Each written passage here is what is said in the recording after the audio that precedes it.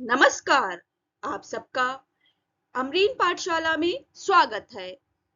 मैं आज आपको बिहार शिक्षक भर्ती 2023 का संपूर्ण पाठ्यक्रम से संबंधित वर्ण विचार पढ़ाऊंगी। इसकी आज हमारी पहली क्लास होगी। तो सभी बच्चों के लिए जो फर्स्ट पेपर रहेगा उसमें हिंदी जो आपकी 75 मार्क्स की आ रही है, 75 अंक की आ रही है, चाहे वो प्राथमिक में हो, माध्यमिक में हो या उच्च माध्यमिक के लिए अप्लाई कर रहे हो, मीन्स फर्स्ट टू फिफ्थ, कक्षा 1 से 5वीं तक के लिए जिसने अप्लाई किया है, या 6 से 8वीं मीन्स 9 से 10वीं तक के लिए, या आपका 11वीं से 12वीं तक के लिए जो भी अप्लाई कर रहे हैं उन सभी अभ्यर्थियों के लिए ये सबसे ज्यादा इम्पोर्टेंट क्लास होने वाली है। तो ये आपके लिए क्लास है वर्ण विचार के ऊपर। तो चलिए स्टार्ट करते हैं। तो बच्चों, जो आपका वर्ण है, तो वर्ण को आज हम समझते हैं वर्ण क्या होता है। तो वर्ण का दूसरा नाम अक्षर भी होता है। कभी कभी एक नंबर में पूछ सकते हैं कि वर्ण का दूसरा नाम क्या है। अक्षर से भी कभी कभी आ सकता है या वर्ण से भी आ सकता है लिखा हुआ। तो आपको पता होना चाहिए वर्ण को ही अक्षर बोलते हैं। क्या बोलते हैं? वर्ण को ही अक्षर बोलते हैं। तो इसकी परिभाषा क्या हो जाएगी? जिस ध्वनि के टुकड़े ना हो सके अथवा भाषा में उच्चरित अविभाजित ध्वनि, उसे वर्ण या अक्षर कहते हैं। जैसे अ का चा। क्या हो जाएगा? जैसे अ का चा। तो अब आपको इसका मैं अच्छे से मतलब बता रही हूँ। ध्वनि या वर्ण या अक्षर कहते हैं ये क्या होता है? तो जिस ध्वनि के टुकड़े ना हो सके, मीन्स इससे ज्यादा आ को हम और टुकड़े करना चाहे, इसके टुकड़े नहीं हो सकते हैं। इसी तरह से का के नीचे हल चिन्ह लगा है और चा के नीचे हल चिन्ह लगा हुआ है, इसके भी हम अब और टुकड़े करेंगे तो इसके और टुकड़े नहीं हो सकते। ये अविभाजित ध्वनि है, मीन्स इसे विभाजित नहीं किया जा सकता है, बांटा नहीं जा सकता है, तोड़ा नहीं जा सकता है इससे और ज्यादा। मीन्स अ, क और चा, जिसमें अगर चा में अगर हमने का और चा को पूरा ले लेंगे, जैसे मैं इसे रब कर देती हूँ, मीन्स आपको यहाँ पर हल चिन्ह हटाती हूँ तो ये पूरा हो गया मैं, लेकिन इसमें आ की साउंड मिली हुई है। तो क जमा अ, तो क हो गया, मी आ की साउंड है। लेकिन जब हम इसे आधा बनाते हुए, क्योंकि व्यंजन जो हमारे वर्ण होते हैं वो आधे रहते हैं, इसलिए हल चिन्ह वाले आएंगे ये। तो ये आपके क्या हो जाएंगे? वर्ण है। अ, स्वर और व्यंजन आपके किसमें आएंगे? अयोगवाह। जो अयोगवाह अंग और आहा वो भी आ जाएंगे। तो ये वर्ण या अक्षर कराएंगे जिसके टुकड़े नहीं हो सकते, मीन जिस ध्वनि के टुकड़े ना हो सके अथवा भाषा में उच्चरित अविभाजित ध्वनि, उसे वर्ण या अक्षर कहते हैं। अब आगे देख लेते हैं क्या है वर्णमाला। तो वर्णमाला क्या आता है? वर्णों, वर्ण प्लस माला शब्द से बना है। तो जो वर्णमाला शब्द है, वर्ण प्लस मीन्स जमा, वर्ण जमा माला से बना है, जिसका अर्थ होता है वर्णों का समूह। वर्णों का समूह मीन्स वर्णों के निश्चित क्रम को वर्णमाला कहते हैं।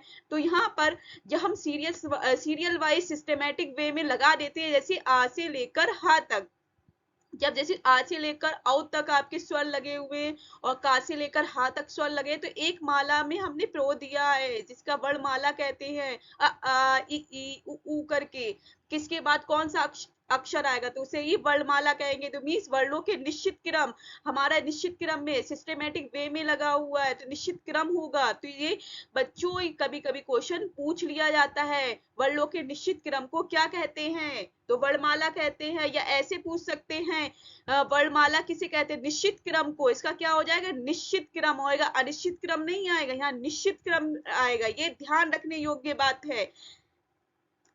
अब इसी तरह से वर्ण के भेद पढ़ लेते हैं। वर्ण, अब तो वर्ण पढ़ लिया, वर्ण को ही अक्षर बोलते हैं जिसके टुकड़े नहीं हो जाते, अविभाजित ध्वनि होती है। इसे कितने भागों में बांटते हैं? 3 भागों में। पहला स्वर, दूसरा व्यंजन, तीसरा विसर्ग अनुसार, जिसे क्या बोलते हैं? अयोगवाह। इनको अयोगवाह भी बोलते हैं क्योंकि अयोगवाह जो है स्वर से पहले और स्वर के बाद और व्यंजन से पहले आते हैं। मीन स्वर के बाद आएंगे और व्यंजन के से पहले आएंगे। तो अयोगवाह विसर्ग अनुसार भी इसी के अंतर्गत आते हैं। तो वर्ण के 3 भेद है, स्वर, व्यंजन, अयोगवाह, जिसमें विसर्ग और अनुस्वार आ जाएगा। क्या आ जाएगा? विसर्ग और अनुस्वार। तो स्वर के, अब स्वर के भेद पढ़ लेते हैं। तो स्वर के कितने भेद होते हैं? 3, ह्रस्व, दीर्घ, प्लुत, ह्रस्व, इसमें हा आधा रहता है और रा पूरा, तो हिरा होता है, ह्रस्व आधा सा आया हुआ है।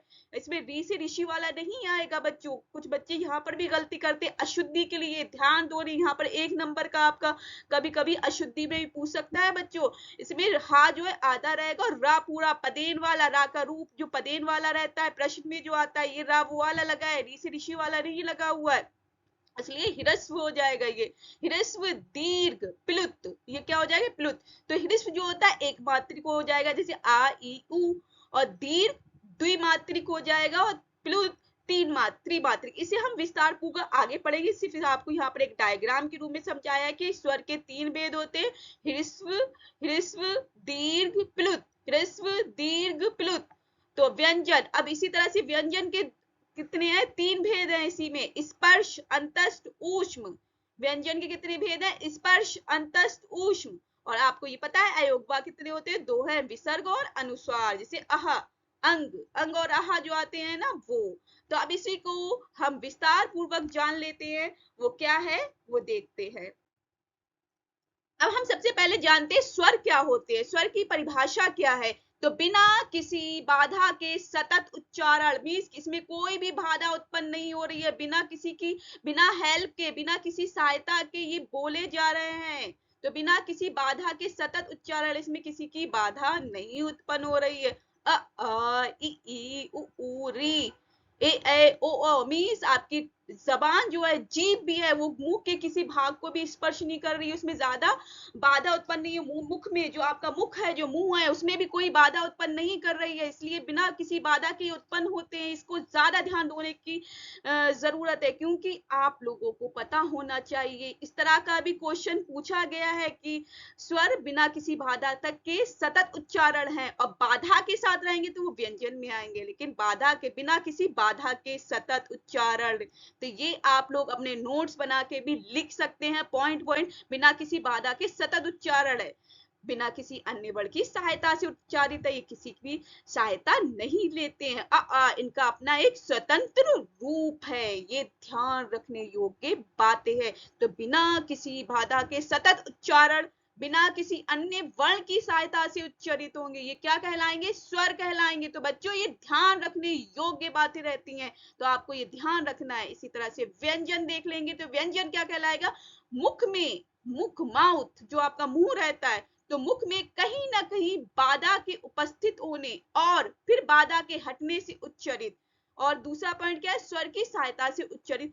ये 2 पॉइंट जो है आपको वो भी ध्यान रखने योग्य महत्वपूर्ण बिंदु है आपके लिए ये। तो मुख में कहीं ना कहीं बाधा के उपस्थित होते हैं। मीन जब आप कै, खे, गे, घे, चे, छे जब बोल रहे हो, तो मीन्स कहीं ना कहीं से आपकी आवाज आ रही है, आपके कंठ से आ रही है, तालव्य से आ रही है, मूर्धन्य से आ रही है, दंते से आ रही है, ओ स्टेज, मीन्स कहीं ना कहीं बाधा उत्पन्न होते हुए व्यंजन आपके बोले जा रहे हैं।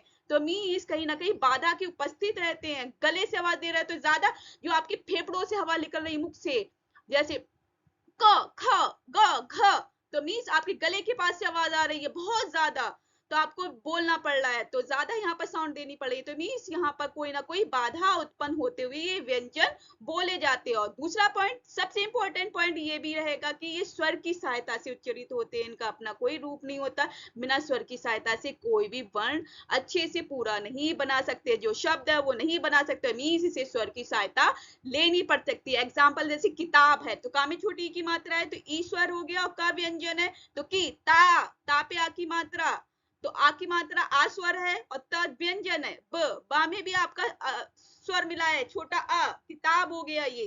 तो मीन्स ये स्वर की सहायता से उच्चारित होते हैं। अगला आपका पॉइंट हो जाता है विसर्ग। विसर्ग जान लेते हैं। विसर्ग क्या है? ये ह की आधे हा जैसी आवाज होती है। कैसी? आधे हा जैसी बच्चों यह आवाज आएगी। ये भी क्वेश्चन पूछ सकते हैं कि विसर्ग की जो ध्वनि है, जो आवाज है, वो कैसी होती है? आधे हा के समान होती है। इससे बने शब्द कैसे हो जाएंगे? अतः, प्रातः, छ, पुनः, ये वाले शब्द हो जाएंगे। इसकी आवाज कैसी रहेगी? आधे हा जैसी रहेगी। अगला पॉइंट आपका आ जाता है वर्णों में अनुस्वार। क्या आ जाते हैं? अनुस्वार। तो अनुस्वार क्या है?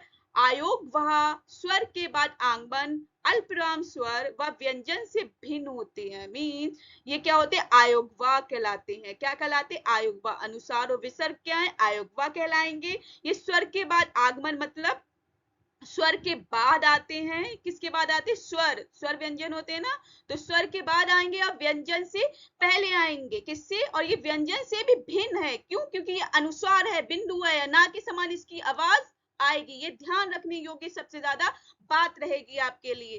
तो इसमें आपको पता चल गया, स्वर हो गया, व्यंजन हो गया, विसर्ग हो गया और अनुस्वार हो गया। तो ये सबसे महत्वपूर्ण बिंदु है वर्ण के, कि वर्ण जो है 3 भागों में बटा है। स्वर पहला, दूसरा व्यंजन, तीसरा आपका आयोगवा। आयोगवा में ये 2 पॉइंट सबसे इंपॉर्टेंट पॉइंट है आपके, विसर्ग और अनुस्वार। तो ये ध्यान रखने योग्य सबसे ज्यादा बातें हैं बच्चों। तो ध्यान रखना है, स्वर को स्वर जो है आपके 3 भाग में है, ह्रस्व, दीर्घ, प्लुत। व्यंजन, ऊष्म, अंतस्थ, स्पर्श, ये व्यंजन के भेद हो गए। तो आपको इसे हम विस्तार पूर्वक आगे बताएंगे। तो चलिए देखते हैं हिंदी स्वर कौन कौन से हैं। हिंदी स्वर, तो आपके हिंदी स्वर कौन कौन से? अ साउंड बोलते चलिए जिससे आपको याद भी रहे। अ, आ, ई, उ, री, ए, ओ, औ। ये टोटल 11 स्वर हैं बच्चों। ये भी आपके कभी कभी कुछ परीक्षाओं में पूछे गए हैं कि स्वर कितने होते हैं। तो कुछ लोग 13 लगा देते हैं, अयोगवा को भी ले लेते हैं, लेकिन आपका जो अयोगवा है वो नहीं है। तो ये कई परीक्षाओं में पूछा गया प्रश्न है बच्चों, ध्यान रखने योग्य बात है। सबसे ज्यादा ध्यान रखिए, ये 11 स्वर है। अंग और आहा आपके स्वर में नहीं आते हैं, वो अयोगवा में आते हैं। तो इसलिए ये आपके 11 रहेंगे। और नोट करके मैंने एक इंपॉर्टेंट पॉइंट लिया है आपको, ओ। ये अंग्रेजी भाषा से गृहीत है, अंग्रेजी भाषा से लिया गया स्वर है। ओ की आवाज जैसे डॉल, इसकी आवाज अगर हम शब्द बनाएंगे तो कैसे आ जाएंगे? Doll, Paul, doctor, call, shawl, hall, lock, ये आपके शब्द हो जाएंगे। तो ये ध्यान रखने योग्य भी, एक स्वर जो ऐड हुआ है हमारा अंग्रेजी भाषा में गृहीत किया गया, लेकिन इसमें हम संख्या में नहीं ले रहे हैं, इसे संख्या में हम नहीं ले रहे। आ से औ तक आपके 11 स्वर है, बस इसे हमने ग्रहण कर लिया है अपनी भाषा में। जो औ की ध्वनि है ये अंग्रेजी भाषा से गृहीत स्वर है। कभी कभी क्वेश्चन पूछ सकते, औ कौन सी भाषा से गृहीत है? तो अंग्रेजी भाषा, याद रखना है, अंग्रेजी भाषा से। तो इसी तरह से हिंदी स्वरों का वर्गीकरण कर लेते हैं। तो हिंदी स्वरों का वर्गीकरण है आपका ह्रस्व और दीर्घ। तो पहला कौन सा हो गया? ह्रस्व और दीर्घ। इससे पहले एक चीज और बताती, ह्रस्व और दीर्घ को विस्तार पूर्वक जानने से पहले सबसे पहले हम एक चीज और ध्यान रख लो। यहाँ मैंने एक पॉइंट लिखा है, वर्णों के वर्गीकरण के आधार। वर्ण मतलब अक्षरों के वर्गीकरण के आधार पर इसे 2 भागों में बांटा है, उच्चारण स्थान और प्रत्यय।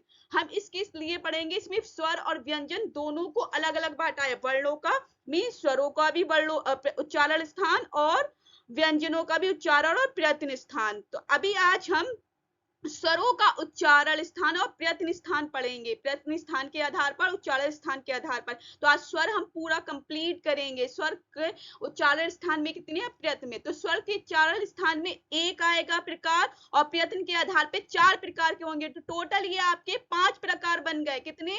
तो हम स्वरों का वर्गीकरण यहाँ पर 5 प्रकार में पढ़ेंगे। एक उच्चारण स्थान के आधार पर एक हो जाएगा, या 1 आप पॉइंट करके लिख सकते हैं। क्या लिख सकते हैं? पॉइंट करके आप यहाँ लिख सकते हैं।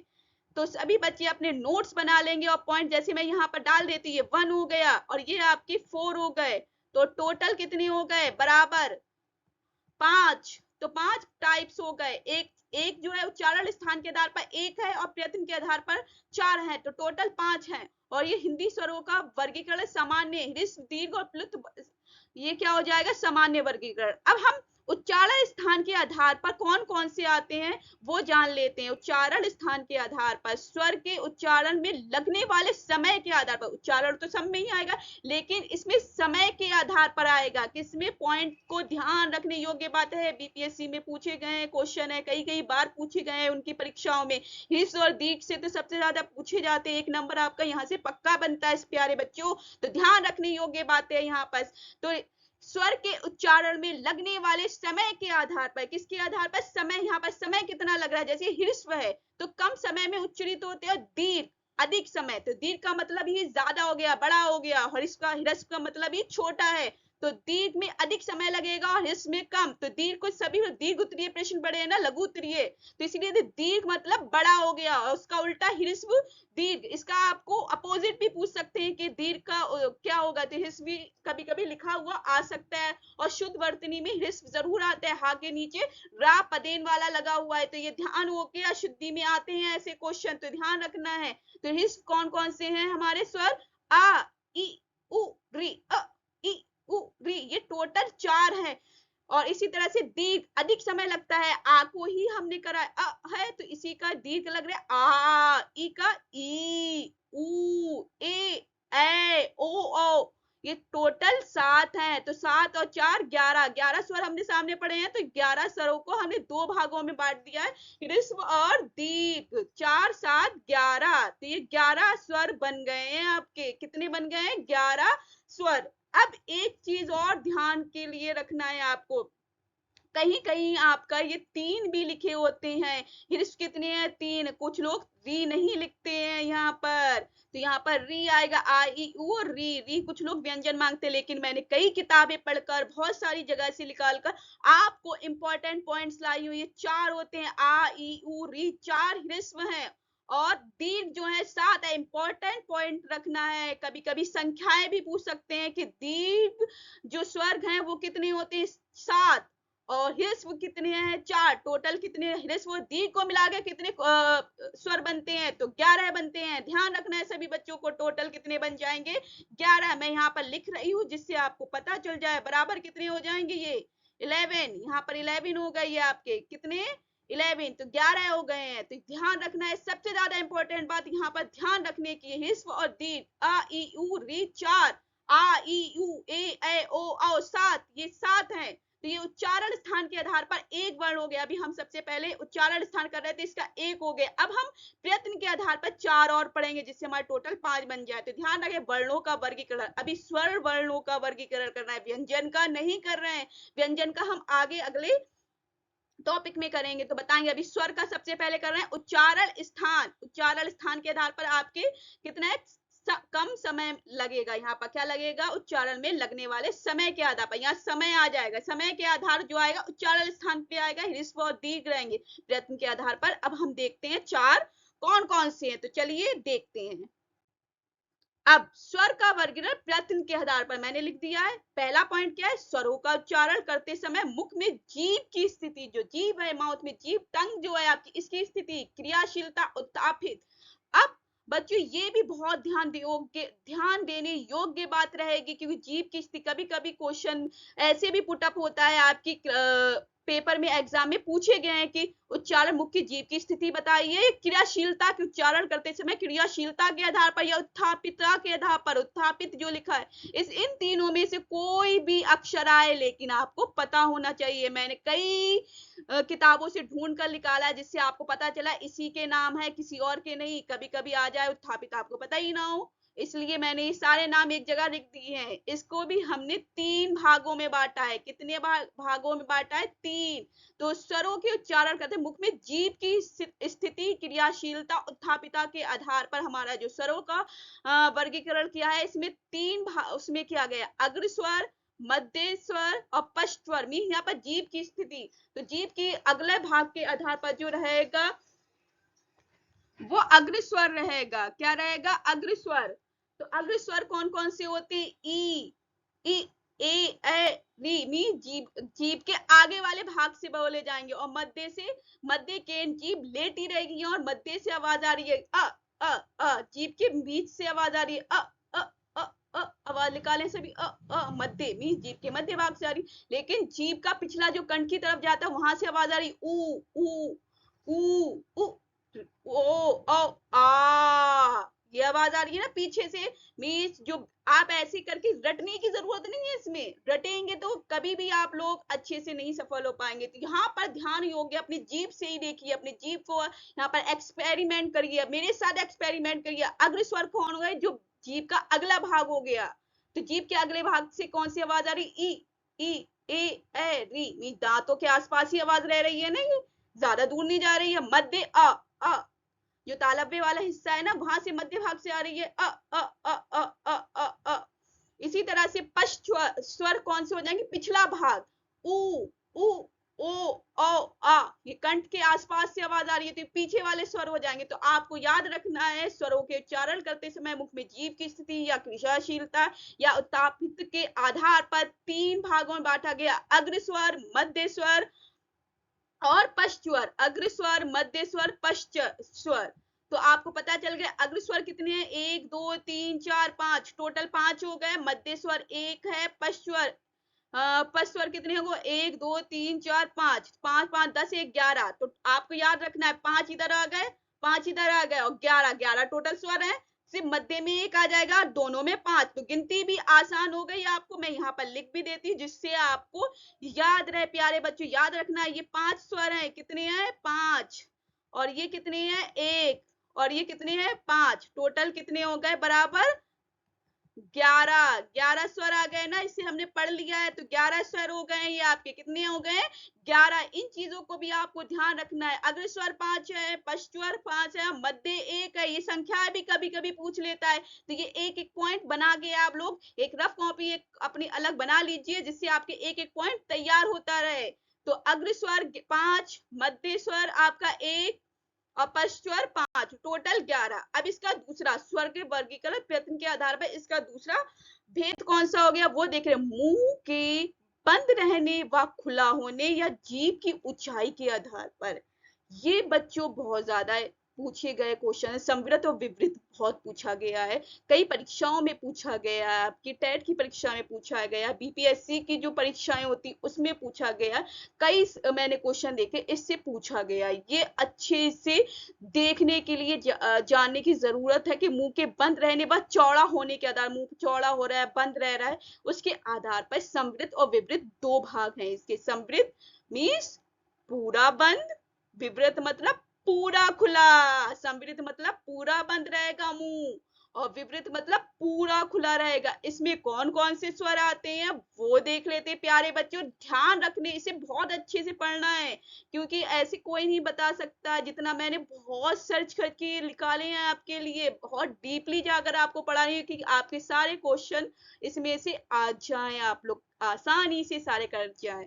तो पूरा बंद, संवृत बंद मतलब पूरा बंद, अर्ध संवृत मतलब आधा बंद और अर्ध आधा खुला मतलब अर्ध विवृत मतलब आधा खुला। इसमें क्वेश्चन कौन कौन से हैं? संवृत में कौन कौन से आएंगे? संवृत मतलब पूरा बंद में आप देखेंगे ई मतलब मुंह बंद है और दांतों के पास ही हल्का सा लगा ई उ मतलब समृत स्वर हो गए ना, ये आपके समृत स्वर हैं सारे।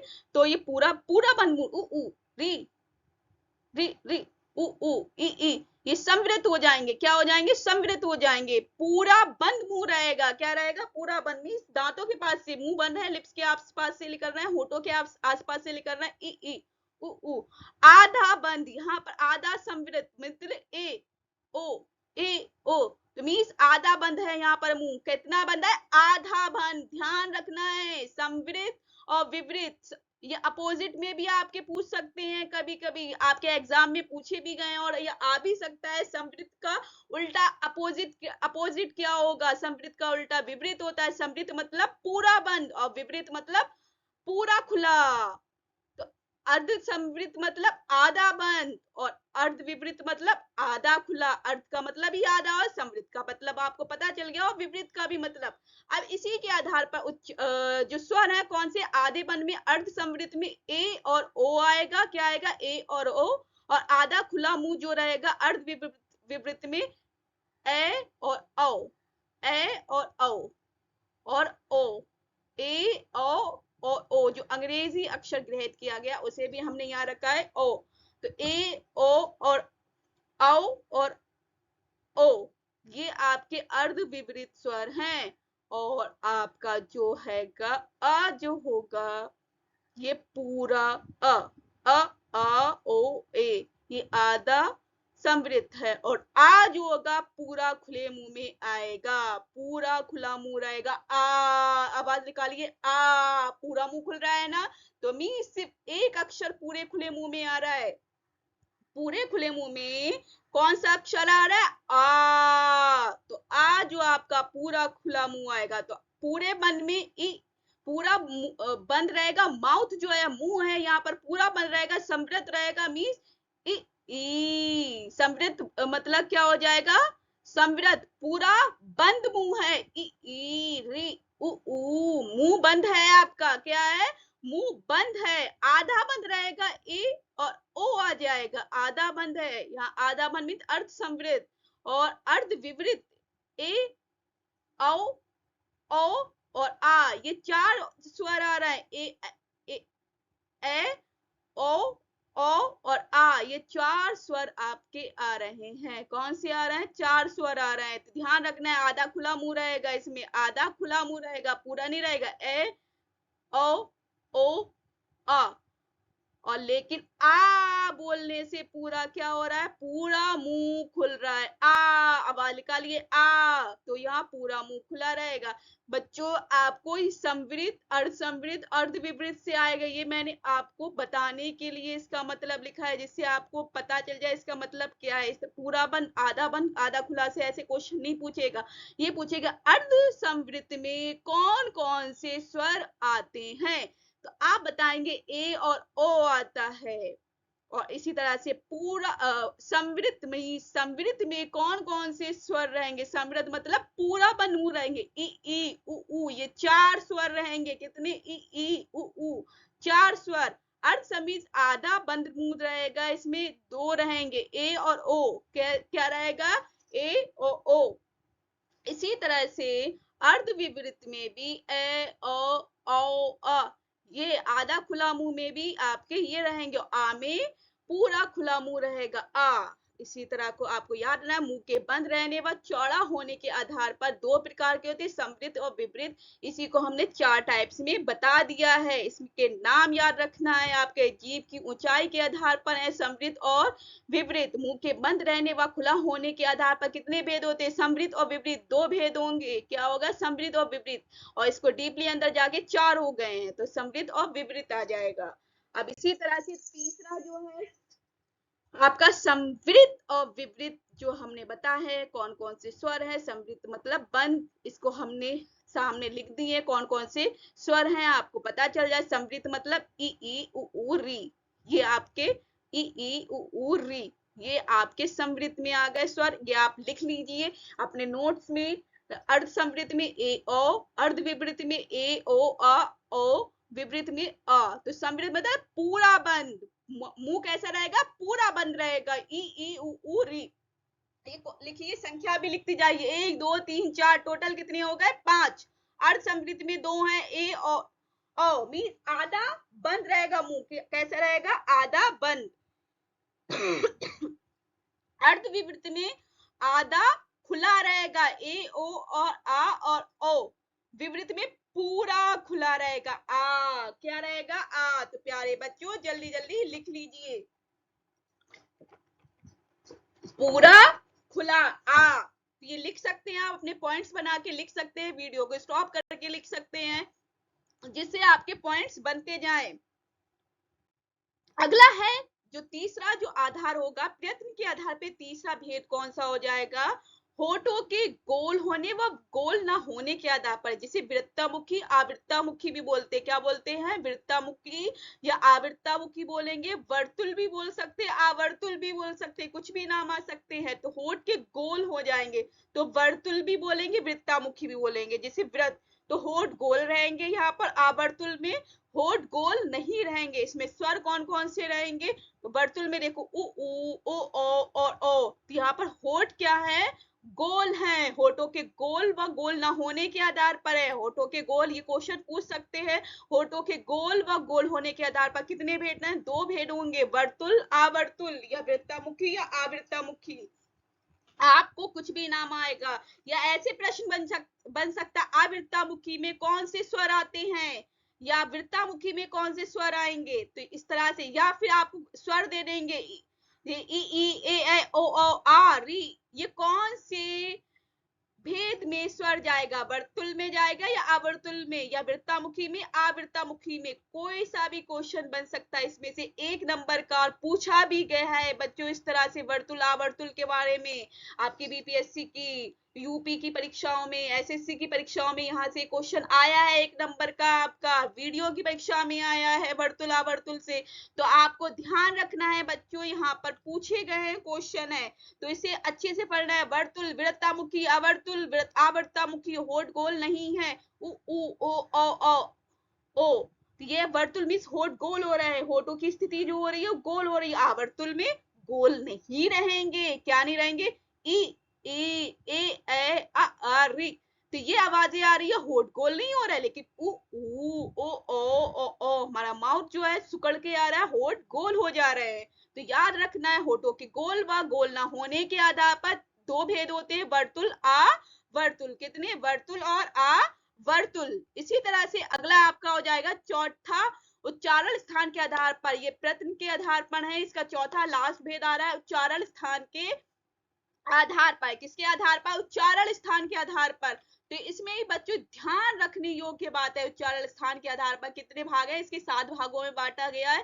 कंठे, तालव्य, मूर्धन्य, ओष्ठे, अनुनासिक, कंठे तालव्य, कंठ्योष्ठे। तो ये पूछ सकते हैं बच्चे, कंठे तालव्य में कौन सा क्वेश्चन? ये कई परीक्षा, CTET, Bihar TET, UP TET, BPSC की अन्य परीक्षाएं, एसएससी, वीडियो, यहाँ से क्वेश्चन बने हैं 1 नंबर का। इंपॉर्टेंट क्वेश्चन है बच्चों, आपको पूछ सकते हैं कंठे से कौन से स्वर आ रहे हैं। तो ये बहुत इंपॉर्टेंट पॉइंट्स है आपके। 7 भेद उच्चारण स्थान के आधार पर, ये 7 भेदों में बांटा गया है। 1 कंठे, तालव्य, मूर्धन्य, ओष्ठे, अनुनासिक, कंठे तालव्य, कंठ्योष्ठे। कंठे में कौन कौन से स्वर रहेंगे? अह, अह, कंठ, कंठ के पास से जहां गला है आपका सबसे पिछला भाग मुंह का, वहां से कंठे आता है, कंठे से ऊपर तालव्य रहेगा। 1 मिनट बच्चों, बस हाँ बता रही हूँ। यस, कंठे के बाद तालव्य। तालव्य मतलब तालू, जो आपका काकल जो रहता है, काकल जो जहां पर कौवा जिसे बोलते हैं काकल टाइप का, वहां से तालव्य, ई ई ई, वहां से आवाज आ रही। उसके नीचे से अहा, अहा, अह, ये आवाज आ रही है बच्चों, आपको पता चल रहा है? अह, तालव्य में ई, आ, कंठे में आ, ये आवाजें आ रही हैं आपको, अह, तालव्य में ई, मूर्धन्य री, ओष्ठ्य में उ ऊ। अनुनासिक, अनुनासिक क्या है?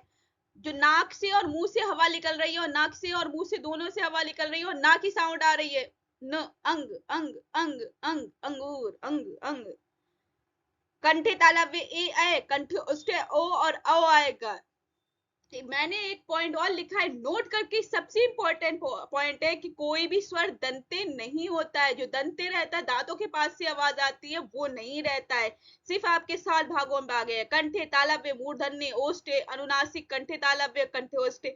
लेकिन दंते नहीं होता है कोई भी स्वर। क्या नहीं होता है? दंते नहीं होगा। तो ध्यान रखना है, कोई भी स्वर दंते नहीं होता है। सिर्फ कंठे में अ और अह, तालव्य में ई, मूर्धन्य में री, ओष्ठ्य में उ ऊ, अनुनासिक में अंग, कंठे तालव्य में ए और ए हो जाएगा, कंठ्योष्ठ्य में ओ और औ। तो ये आपके उच्चारण स्थान के आधार पर हो जाएंगे सारे स्वर। तो ये आप पॉइंट्स बना के लिख सकते हैं प्यारे बच्चों अच्छे से। इसी तरह से जो अभी तक हमने स्वरों का वर्गीकरण पढ़ा है, उसको मैंने एक टेबल में बना दिया, जिससे आप टेबल में लिख सकते हैं और आपको सारे अच्छे से पता हो सकता है यहाँ पर। तो वर्णों के वर्गीकरण के आधार पर हमने 2 भागों में बांटा था। पहला था उच्चारण स्थान, मैं यहाँ पर 1 नंबर लिख देती हूँ जिससे आपको पता चल जाए। ये 1 नंबर है उच्चारण, ये 1 नंबर क्या हो गया आपका? उच्चारण स्थान के आधार पर। ठीक है, और दूसरा जो है प्रश्न के आधार पर, ये क्या हो जाएगा? प्रश्न के आधार पर। क्या हो जाएगा? प्रश्न के आधार पर। तो 4 प्रकार के प्रश्न के आधार पर 1 नंबर क्या हो जाए? उच्चारण स्थान के आधार पर हो जाएगा। ये 2 हमने अभी तक पढ़े थे। तो उच्चारण स्थान के आधार पर 1 प्रकार है, कौन सा है? स्वरों के उच्चारण में लगने वाले समय के आधार पर। इसे हमने तीन ह्रस्व, दीर्घ और प्लुत में ले लिया। ह्रस्व एक मात्रिक रहेगा, दीर्घ द्विमात्रिक रहेगा, प्लुत त्रिमात्रिक रहेगा। ह्रस्व मतलब अ ई उ, ये आपके हो गए। दीर्घ स्वर का ही दो मात्रिक में आवाज निकालने, अ का आ, ई का ई, उ का उ। ये मतलब ह्रस्व की आवाज निकलेगी, जो ह्रस्व स्वर है उसी का दुगना रूप हो जाएगा। और प्लुत ह्रस्व मतलब ह्रस्व स्वर जो है उसी का ही तिगना रूप हो जाएगा। जैसे ओम राम, मतलब उसकी ऐसी आवाज निकलेगी जिसे हम बोलते हैं, मीन्स हमारे साउंड ज्यादा आएगी। तो ह्रस्व, दीर्घ और प्लुत रहेंगे स्वर के उच्चारण में लगने वाले समय के आधार पर। तीन प्रकार के रहेंगे, ह्रस्व, दीर्घ और प्लुत। और इसी तरह से प्रयत्न के आधार पर चार प्रकार है। कौन कौन से? स्वरों का उच्चारण करते समय मुख में जीभ की स्थिति, क्रियाशीलता या उत्थापिता के आधार पर हमारे कितने हो गए? अग्र, मध्य और पश्च। तीन प्रकार के हो गए स्वर। अग्र रहेगी जीभ, मध्य और पश्च यहाँ से साउंड निकलेगी। अग्र मतलब अगला भाग, मध्य मतलब बीच का, और पश्च मतलब पिछला भाग, बाद का, जो हमारी जीभ है। और दूसरा पॉइंट हो जाता है मुंह के बंद रहने व खुला होने में जीभ की ऊंचाई के आधार पर आपके कितने हमने पढ़े थे? समृद्ध और विवृत। समृद्ध का मतलब पूरा बंद मुंह, कैसा? पूरा बंद मुंह रहेगा। विवृत मतलब पूरा खुला रहेगा। तो ध्यान रखना है, जब पूरा खुला मुंह रहेगा कौन से स्वर आएंगे, और पूरा बंद रहेगा मुंह तो कौन कौन से स्वर आएंगे। तो ये मैंने पिछले पढ़ाया है अभी, तो आप देख सकते हो, पढ़ सकते हो और याद कर सकते हैं। अच्छे से लेक्चर सुनेंगे तो आपको सारी चीजें क्लियर हो जाएंगी। तो समृद्ध और विवृत, समृद्ध का मतलब पूरा बंद और विवृत का मतलब पूरा खुला। ये अपोजिट भी है, अपोजिट में आ सकता है, विलोम शब्द में ये क्वेश्चन पूछ सकते हैं। और थर्ड आपका है होठों के गोल व गोल ना होने के आधार पर। बीस होठों की जब गोल स्थिति हो जाती है, वृत्तामुखी जिसे वर्तुल भी बोलते हैं, आवृत्तामुखी, आवर्तुल। तो ये नाम भी आपको याद रखना है। ये कभी कभी अपोजिट में पूछ सकते हैं, वर्तुल का अपोजिट बताइए, विलोम शब्द बताइए, तो आवर्तुल, या वृत्तामुखी का आवृत्तामुखी, ये सारी चीजें आ जाएंगी। तो ये आपका तीसरा पॉइंट हो गया। और इसी तरह से चौथा पॉइंट क्या हो गया? उच्चारण स्थान के आधार पर। तो इसमें कौन कौन से थे हमने अभी पढ़े हैं? कंठे, तालव्य, मूर्धन्य, ओष्ठे, अनुनासिक, कंठे तालव्य, कंठे ओष्ठे, ये आपके 7 भेद अभी हमने इसमें पढ़े थे उच्चारण स्थान के आधार पर। तो कंठे, तालव्य, मूर्धन्य, ओष्ठे, अनुनासिक, कंठे तालव्य, कंठे ओष्ठे। यहाँ पर एक नोट पॉइंट करवाया था मैंने कि कोई भी स्वर दंते नहीं होता है, कोई भी स्वर दंते नहीं होता है उच्चारण स्थान के आधार पर। तो ये जो आपकी टेबल है अच्छे से सभी बच्चे कर लेंगे। क्या कर लेंगे? टेबल को अच्छे से कर लेना। इस एक जगह मैंने सारी चीजें लिख के दी हैं आपको, जिससे आपको सारी चीजें अच्छे से पता चल जाए। तो आपको पता चल गया है उच्चारण स्थान के आधार पर एक प्रकार, प्रयत्न के आधार पर 4 प्रकार है। टोटल वर्णों के वर्गीकरण कितना हो गया? 5 प्रकार हो गए ऐसे। ठीक है, तो अगला इसका वर्ण विचार, स्वर सूची, हिंदी स्वरों का वर्गीकरण। अब मैंने जितना भी अभी तक पढ़ाया है सारे स्वरों को एक साथ रख दिया और बता दिया है टेबल बना के यहाँ पर कि आप इसे कैसे कर सकते हैं, कैसे करेंगे ये। तो स्वर जो है आपके कौन कौन से? अ, आ, ओ, ई, उ, ए, ओ और री। ये सारे स्वर हमने ले लिए हैं यहाँ पर। इसको कैसे बांधेंगे? ह्रस्व और दीर्घ हमने सबसे पहले पढ़े थे। कितने? ह्रस्व और दीर्घ स्वरों का वर्गीकरण पढ़ा था ना। ह्रस्व और दीर्घ में उच्चारण स्थान के आधार पर हमने पढ़ा था सबसे पहले। एक पॉइंट जो है उसका, तो मीन्स ह्रस्व और दीर्घ, यहाँ प्लुत भी रहता है, ये तीन रहते ना, ह्रस्व, दीर्घ और प्लुत। तो मीन्स यहाँ पर ह्रस्व और दीर्घ ही आने, इसलिए यहाँ पर सामने मैंने ह्रस्व और दीर्घ लिखे हुए हैं। तो आ जो है ह्रस्व रहेगा, मीन्स छोटा रहेगा, लेकिन आ दीर्घ में आएगा। किस में आएगा? दीर्घ में। ओ दीर्घ में है। ई ह्रस्व छोटा है, बड़ी है तो दीर्घ आएगा। उ ह्रस्व है, उ दीर्घ, बड़ा उ है ना तो दीर्घ आएगा। ए दीर्घ में रहेगा, ए भी दीर्घ में, ओ भी दीर्घ में और औ भी दीर्घ में। री जो है ह्रस्व छोटा रहेगा, री ह्रस्व में आएगा। अभी इसी तरह से जबान के जीभ की ऊंचाई के आधार पर, जीभ के आधार पर हमने पढ़ा था कि मध्य भाग, पश्च भाग, अग्र भाग, ये कौन सा रहेगा उच्चारण वाला? तो मध्य भाग रहेगा, पश्च वाला रहेगा, अग्र वाला रहेगा, या मध्य वाला, ये पढ़ा था ना। तो आ जो है मध्य में रहेगा। आ हमेशा एक ही वर्ड आएगा मध्य में, सिर्फ बाकी अगले और पिछले भाग में आएगा सिर्फ आ, एक ही स्वर आएगा। तो ये क्वेश्चन पूछा हुआ क्वेश्चन है कि आपके मध्य भाग में कितने स्वर आते हैं? तो एक स्वर आता है, सिर्फ ओनली आ, सिर्फ आ आएगा। कौन सा? आ जो है मध्य स्वर में आता है, एक स्वर है यहाँ पर। संख्या कितनी है? एक, तो सिर्फ एक रहेगा।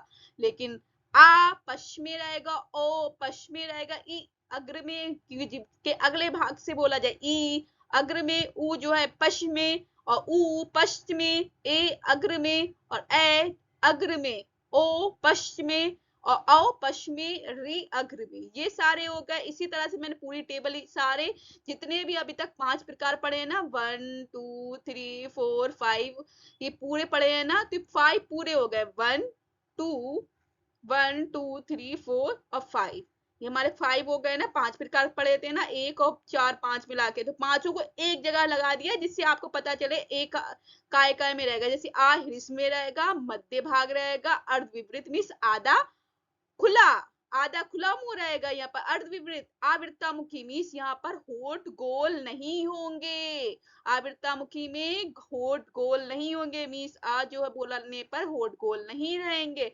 और इसका उच्चारण स्थान में क्या है? कंठे। तो यहाँ पर इसे कोमल तालव्य बच्चों मैंने लिखा है, इसे कोमल तालव्य बोलते हैं। संस्कृत का शब्द है। किसका है? संस्कृत। और कई परीक्षाओं में पूछे गए क्वेश्चन है, यहाँ से बहुत ज्यादा पूछे गए हैं। कंठे कोमल तालव्य करके भी पूछा गया, लेकिन संस्कृत, इसलिए मैंने यहाँ पर कोमल तालव्य डाले। कंठे को कोमल तालव्य भी बोलते हैं। क्वेश्चन पूछा गया है, इसलिए मैंने यहाँ पर आपको लिखा है यहाँ पर कोमल तालव्य। तो कंठे को कोमल तालव्य बोलते हैं। तो आज हो गया आपका हिस्व हो गया, मध्य हो गया, अर्ध विपरीत हो गया, आवृत्तामुखी हो गया, और कोमल तालव्य मीन्स कंठ से आवाज आ रही है। क कंठ से आ रही है। काय से आ रही है? कंठ, जैसे क निकलती है अ, कंठ से। इसी तरह से आ दीर्घ होगा। जीभ का पिछला भाग है, देखेंगे आ, तो जीभ के पिछले भाग से आवाज आ रही है आ। विपरीत मीन्स पूरा खुला मुंह है। आ बोलो, सभी बच्चे बोलेंगे आ, पूरा मुंह खुल रहा है। यहाँ विपरीत है मीन्स पूरा खुला हुआ मुंह है। आवृत्तामुखी है मीन्स होठ जो है यहाँ पर गोल नहीं हो रहे हैं। आवृत्तामुखी है। क्या है? आवृत्ता मीन्स व्रत, मतलब पता ही है सबको व्रत क्या होता है। व्रत आकार होता है, गोल आकार। आवृत्ता में आ लगने से मीन्स यहाँ पर गोल नहीं रहेंगे, तो आवृत्तामुखी है। और कोमल तालव्य है मीन्स कंठे है। आ भी जो है हमारा कंठे स्वर है। आ जो है कंठे स्वर है। तो याद रखना है बच्चों, कई परीक्षाओं में पूछे गए हैं। कोई बहुत कम लोग ये स्वरों का वर्गीकरण पढ़ाते हैं। व्यंजनों का वर्गीकरण तो लोग पढ़ाते रहते, लेकिन स्वरों का वर्गीकरण ये है बहुत कम लोग पढ़ाते। लेकिन मैं आज आपको स्पेशल क्लास में लेके आई हूँ, और इसे अच्छे से पढ़ना है। ये आपको फ्री क्लास से पढ़ रही है, और ज्यादा से ज्यादा शेयर भी करना है अपने मित्रों को। जितने भी लोग बीपीएससी की परीक्षाएं दे रहे हैं भर्ती की, तो उन्हें ज्यादा से ज्यादा ग्रुप में पहुंचाएंगे, जिससे वो लाभ इस फ्री क्लास का, मुफ्त क्लास का फायदा उठा सके, और हमारे चैनल से जुड़ पाएंगे वो लोग। तो इसलिए आप अपने प्यारे बच्चों अच्छे से पढ़िए इन स्वरों को। तो आ, इसी तरह से ओ, ये अंग्रेजी भाषा से ग्रहित है। कौन सी भाषा से? अंग्रेजी भाषा से ग्रहित स्वर है। तो ओ दीर्घ रहेगा। क्या रहेगा? दीर्घ। और पश मतलब पिछला भाग। ओ, तो ये हमारे पिछले भाग से, जुबान जो है, जीभ जो है, उसके पिछले भाग से आवाज निकल रही है। किसके भाग से? पिछले भाग से। अर्ध विपरीत है मीन्स आधा खुला हुआ मुंह रहेगा। इसमें पूरा खुला नहीं, जैसे आ बोलने से पूरा खुला मुंह है, लेकिन ओ बोलने से हमारा आधा खुला हुआ मुंह लिखेगा। लेकिन वृत्तामुखी, होठ गोल हो रहे हैं। क्या हो रहा है? वृत्तामुखी। बच्चे ये टेक्निक वाले सारे वर्ड्स हैं, आप बोलेंगे आपको खुद ही पता चल जाएगा, और आप एकदम चुटकियों में आंसर निकाल लेंगे। कैसे? चुटकियों में। यहाँ पर तो ये बस आपको समझने की जरूरत है, वहां पर आ जाएगा तो आप बोल के भी निकाल सकते कि ये होठ गोल हो रहा है, ओ वृत्तामुखी है। होठ गोल नहीं हो रहा है, आ आवृत्तामुखी है। तो मीन्स विवृत है, आ खुला हुआ मुंह है। और अब मतलब संवृत है, ई, तो यहाँ पर आपका है पूरा मुंह बंद हो रहा है। तो ये आपको बस बच्चों, आपको ध्यान रखने की बात है। यहाँ पर आप प्रैक्टिस करके, आप दिमाग लगा के यहाँ पर बोलेंगे, तो खुद आपको सारे आंसर पता चल जाएगी। चुटकियों में निकाल लेंगे सारे आंसर यहाँ पर आप, बिल्कुल। तो इसी तरह से ओ हो गया दीर्घ, पश, अर्ध विपरीत, वृत्तामुखी। क्या हो जाएगा? ये वृत्तामुखी। तो ओ जो है वृत्तामुखी है मीन्स क्या हो जाएगा? होठ गोल हो जाएगा। और इसका स्थान कौन सा हो जाएगा उच्चारण स्थान? तालव्य। बच्चों बस 1 मिनट।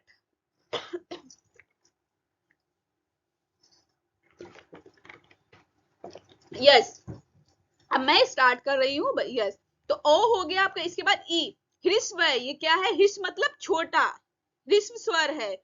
अग्र, जीभ का अगला भाग है। ई, तो बीच के जीभ के दांतों के आसपास से आवाज आ रही है। ई, संवृत है, मीन्स मुंह यहाँ पर बंद रह रहा है। संवृत पूरा बंद मुंह है। संवृत मतलब पूरा। ई ई ई ई ई ई ई आवाज निकालो। समृत है ना, पूरा मुंह बंद। आवृत्ता मुखी है, मीन्स यहाँ पर होठ गोल नहीं हो रहा है। जब मुंह ही बंद है तो होठ कैसे गोल होंगे? तो आवृत्ता मुखी। और ये आवाज कहाँ से आ रही है? तालव्य के पास से, तालु के पास से। कंठे, तालव्य, मूर्धन्य, दंते, दंते ओष्ठे है, ये सारी चीजें। तो ये आवाज कहाँ से आ रही है? तालव्य, जो कंठ के बाद का जो हिस्सा है उससे आ रही है। तालव्य। ई ई ई ई ई, यहां से आवाज आ रही है। ई, ये भी अगला भाग हो गया, दीर्घ स्वर है। ई के उसमें ज्यादा हो रही है। ई का ही हमने डबल मात्रा है, द्विमात्रिक हो गया ना ये, तो दो मात्राओं की आवाज आ रही है। ई कैसी आ रही है? ई, दो मात्राओं की आवाज आ रही है। ई दीर्घ हो गया। अगला भाग हो गया, अग्र मतलब जीभ का अगला भाग हो गया। समृत मतलब पूरा बंद रहेगा। ई, मुंह बंद रहेगा। ई ई ई ई ई ई, सम्मिलित मतलब पूरा बंद। आवृत्ता मुखी है, होठ गोल नहीं हो रहे हैं। यहाँ पर होठ गोल नहीं हो रहा है, आवृत्ता मुखी है। और उच्चारण स्थान आपका तालव्य हो जाएगा। तो कंठे तालव्य, तो कंठे आपका आ ओ और ई तालव्य हो जाएगा। क्या हो जाएगा? तालव्य। इसी तरह से ऊ जो है हिस मतलब छोटा है, और ऊ दीर्घ है। लेकिन दोनों के क्या हो जाएंगे? पश्च हो जाएंगे। कहां से आवाज आ रही है? जीभ के पिछले भाग से आ रही है। पश्च मतलब पिछला भाग, तो पिछले भाग से आ रही है। ऊ ह्रस्व हो जाएगा, ह्रस्व स्वर है ऊ। लेकिन उसी की दो मात्रिक में जो आवाज निकलेगी ऊ, तो दीर्घ बन गया। और जीभ का कौन सा भाग हो गया? पश्च। पश्च मतलब पिछला भाग। और संवृत है, पूरा बंद रहेगा मुंह। यहाँ पर क्या रहेगा? पूरा बंद रहेगा। संवृत मतलब पूरा बंद मुंह रहेगा। ध्यान रखना है बच्चों इस चीजों को। ये क्वेश्चन बनते हैं इस टेबल से कम 2-3 नंबर तो यहाँ से पक्के हैं आपके। इस टेबल से ही कुछ भी पूछ सकते हैं। तो 2-3 नंबर के लिए आपको अच्छे से ध्यान रखना है। टेक्निक वर्ड्स हैं, टेक्निकल यूज हुआ है यहाँ पर, और आपको सामने लिखा हुआ भी है। ये रटना बिल्कुल भी नहीं है यहाँ पर किसी को, बस आपको बोल के समझना है। समझ जाएंगे तो सारे क्वेश्चन चुटकियों में निकाल ले जाएंगे। यस, तो ऊ दीर्घ समृद्ध मतलब पूरा बंद मुंह रहेगा। और होठ यहाँ पर ऊ बोलने से क्या हो रहा है? गोल हो रहा है। सभी बच्चे देख लो, ऊ, तो वृत्त बन रहा है, गोल हो रहा है, तो इसलिए वृत्तामुखी है। मुंह मुख जो है गोल हो रहा है, तो इसलिए वृत्तामुखी बोला जाएगा। वृत्तामुखी, व्रत मतलब गोल, मुखी मतलब मुख, तो वृत्तामुखी इसका हो गया शब्द। क्या हो गया? वृत्तामुखी, गोल मुंह। तो होठ जो है आपके गोल बन रहा है, वृत्तामुखी हो रहा है। ऊ, और ये आवाज आ रही है ओष्ठ है। ओठ जो लिप्स हैं आपके, लिप्स के आसपास से आ रही है, तो ओठ ऊ ओष्ठे से आ रही है। ओठ जिसे होठ बोलते हैं, ओष्ठ बोलते हैं, या लिप्स इंग्लिश में बोलते हैं, तो वहां से ये आवाज आ रही है बच्चों। तो ओष्ठे है, ये कौन से? ओष्ठे। इसी तरह से ए ये दीर्घ स्वर हो जाएंगे। ए यहाँ पर आवाज ज्यादा साउंड आ रही है, तो हमें खींच के बोलना पड़ रहा है। ये दीर्घ स्वर है। और जीभ का कौन सा भाग होगा? अगला भाग होगा। कहां से? हमारे पीछे से साउंड तो नहीं आ रही है कंठ से, लेकिन हमारे अगले भाग से आ रही है, तो अगला भाग रहेगा अर्ध संवृत, मीन्स आधा मुंह बंद रहेगा। अर्ध संवृत मतलब आधा बंद रहेगा, और ए बोलने से आधा खुला रहेगा। ये क्वेश्चन आया हुआ बीपीएससी में है आपका। ए और ए कई परीक्षाओं में पूछा गया है। यहाँ पर बच्चे कंफ्यूज आ जाते हैं ए और ए में, क्योंकि ए और ए दोनों एक जैसे शब्द है। ए जो है क्या हो जाएगा? आधा खुला और आधा बंद। ए आधा बंद, बाकी सभी देखो आपका आधा खुला, और आ जो था विपरीत पूरा खुला था। इसी तरह से आपका यहाँ पर ए को भी ध्यान रखना है। अर्ध समृद्ध जो है ए हो जाएगा, आधा आधा बंद रहेगा, और अर्धविवृत मतलब आधा खुला रहेगा। अर्ध का मतलब आधा होता है, समृद्ध मतलब बंद, विवृत मतलब खुला, ये अपोजिट है। तो याद रखना, ए जो है आधा खुला रहेगा और ए आधा बंद रहेगा, और ये आवृत्ता मुखी है। ए बोले, सभी बच्चे बोले ए। होठ गोल नहीं हो रहा है, इसलिए ये आवृत्ता मुखी होंगे। क्या होंगे? आवृत्ता मुखी। व्रत नहीं बन रहा है, गोल नहीं हो रहा है होठ, तो आवृत्ता मुखी रहेंगे। और इसका स्थान क्या हो जाएगा? तालव्य। तालु और कंठ, ए तालु और कंठ के आसपास से आवाज आ रही है, ए तालु कंठे रहेगा, इसको ध्यान रखना है। तालु और कंठे में जाएगी ये ध्वनि, किस में जाएगी? तालु और कंठे में स्वर आएंगे, ए। इसी तरह से ओ आ जाएगा आपका, क्या हो गया? ओ दीर्घ है, क्या है? ओ दीर्घ है। ओ और आओ दीर्घ रहेंगे और जीभ का पिछले भाग में आएंगे। ओ और किस में आएंगे? दीर्घ स्वर है और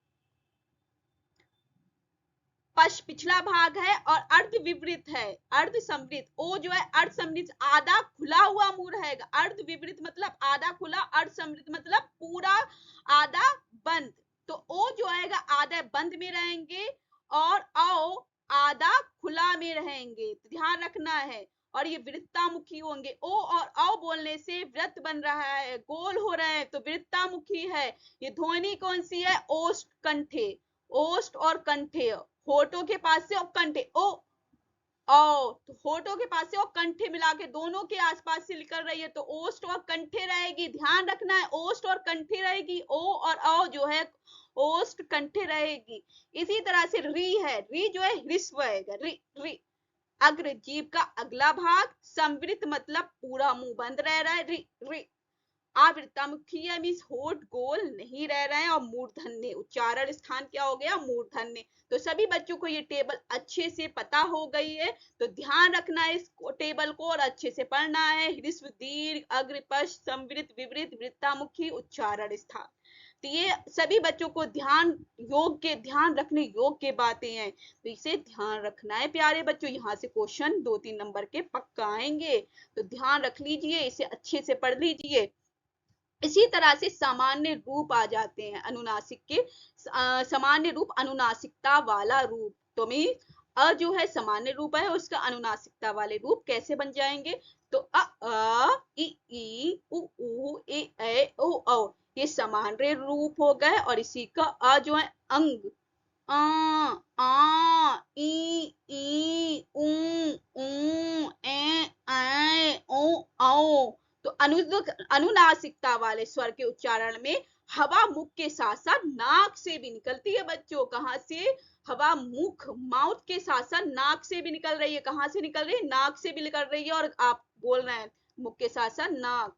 तो यहाँ पर चंद बिंदु। यहाँ एक चीज और ध्यान रखना है, जो ए ओ औ, तो ऊपर जब आपकी जो ऊपर जो शिरो रेखा के ऊपर जो आपकी जो शिरो रेखा है, जिसे आप छत भी बोल देते, इसके ऊपर जो मात्रा लग जाती है, तो चंद्र बिंदु जो है एक बिंदु के रूप में आ जाती है। और कभी कभी यहीं से क्वेश्चन भी पूछ लेते हैं बच्चों। अशुद्धि में सबसे ज्यादा चंद्र बिंदु आपकी बिंदु के रूप में आ जाएगी। किस में आ जाएगी? बिंदु के रूप में। तो यहाँ पर ये ध्यान रखना है बच्चों, ए जो है चंद्र बिंदु में बदल जाएगी। यहाँ पर बिंदु जो आपके ऊपर जो मात्राएं लग जाती है, जो चंद्र बिंदु है, बिंदु में बन जाएगी। इसकी आवाज क्या? आ ई उ ए ओ औ, ये आवाजें आपकी आ जाएगी। और ई पे भी, बड़ी ई पे भी बिंदु आएगी, यहाँ पर चंद्र बिंदु नहीं आएगी, बड़ी ई पे भी बिंदु आ जाएगी। तो ये ध्यान रखना है, अनुनासिकता वाले स्वर के उच्चारण में हवा मुख के साथ साथ नाक से भी निकलेगी। सामान्य रूप और अनुनासिकता वाले रूप मैंने पढ़ा दिए हैं।